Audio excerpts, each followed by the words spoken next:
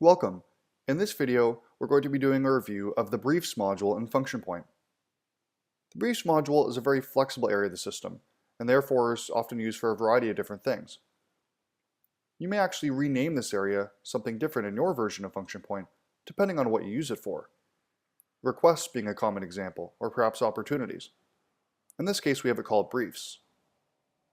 In this video, we're going to be doing a review of the creation of a brief template. We'll then use that template to add a brief to a job in FunctionPoint. We'll start off by navigating to the admin section in an area under Features called Brief Types. This is where we'll see a list of our existing brief types. We can choose to add a new one. Here we'll give it a name.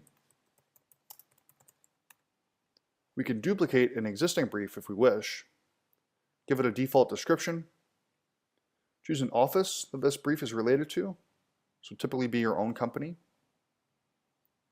A main account executive, if you'd like this to default to a specific individual.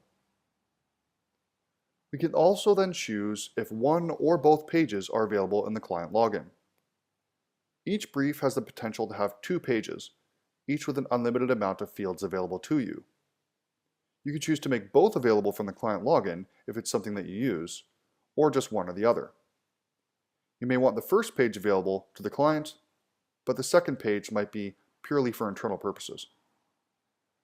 We'll make this brief active and select the arrow. This is now the creation page of our brief template. Notice the instructions on the right side. You'll want to review this. We'll start off by adding a question. There are a variety of field types available to you, everything from checkboxes to fields requiring specific types of data, such as email addresses or integers, file uploads, time fields entering specific times of day, radio buttons for selecting single options. So there's a lot of flexibility available here. We'll make the first field a text area. We'll call it text area. We can then choose to give the field a comment.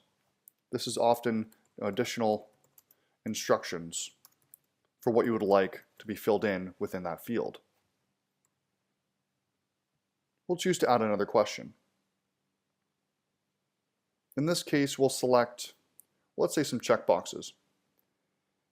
Any case where you have a multiple select field type, such as checkboxes or drop-downs or radio buttons, the different options are entered in the field options, each line representing a separate option. I may have option 1, option 2, option 3, and 4.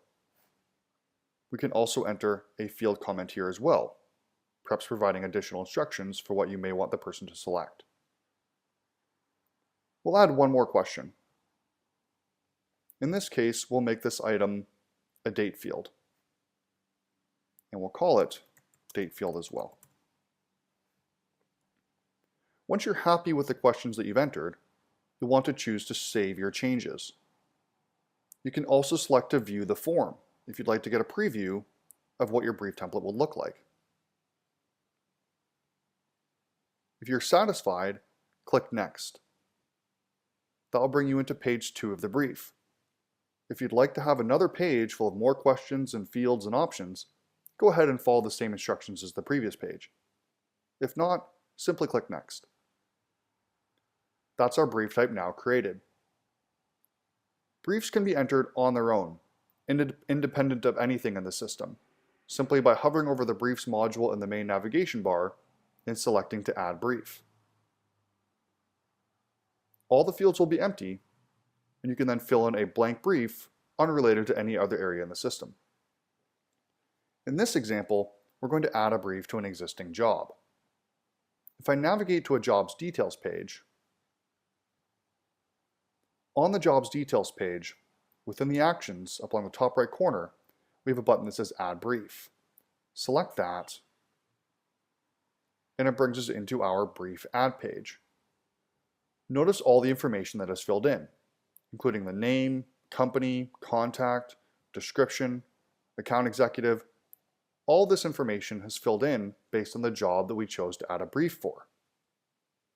all we need to do is select the brief type. Here we'll see a list of all of our active brief types, including our example brief that we just created. Select the brief type, and now click Save and Next.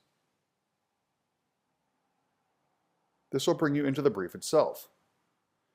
And here are the fields that we created. My text area, or so it was supposed to be labeled, which can be expanded by selecting the arrows on the bottom right corner of the field. You can then enter information here and notice the additional instructions that I entered in the field comment. We also have our checkboxes, our date field, and once we filled in the brief too with all the information that we need, we can click Save and Next. Since there was only one page for this brief, the brief is now created. We're now looking at the brief details page. We can choose to then print this off or produce a PDF.